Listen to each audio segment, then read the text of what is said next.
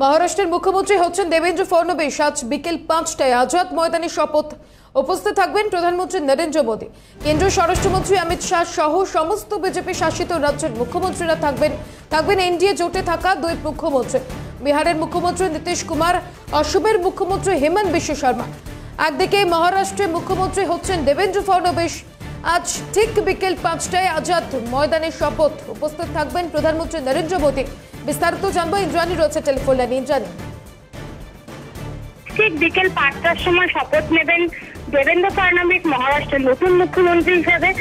গতকাল বিজেপির যে বিধায়ক দলের বৈঠক, সেখানে তার নাম চূড়ান্ত করা হয়েছে এবং তিনি আজকে বিকেলে শপথ নেবেন।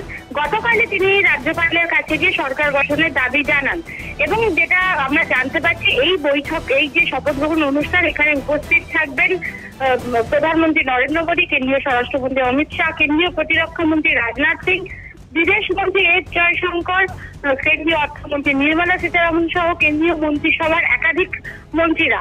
এবং একই সাথে বিজেপি শাসিত যতগুলি রাজ্য আছে, যেমন আসাম, উড়িষ্যা, এদের প্রত্যেকটির মুখ্যমন্ত্রীরা এই শপথ গ্রহণ অনুষ্ঠানে উপস্থিত থাকবেন। এবং এনডিএ জোটের মুখ্যমন্ত্রী বিহারের মুখ্যমন্ত্রী নীতিশ কুমারও কিন্তু এই শপথ গ্রহণ অনুষ্ঠানে যোগ দেবেন।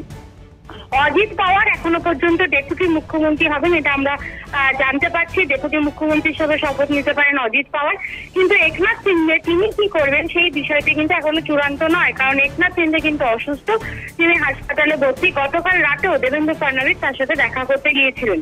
যেটা আমরা জানতে পারছি, স্বরাষ্ট্র মন্ত্রক নিয়ে কিন্তু এখনো জট কাটেনি, অর্থাৎ একনাথ শিন্দের যে শিবসেনা, তারা বলছে স্বরাষ্ট্র মন্ত্রক তাদের হাতে থাকবে, কিন্তু বিজেপিও স্বরাষ্ট্র মন্ত্রক তাদের হাত থাকতে রাজি।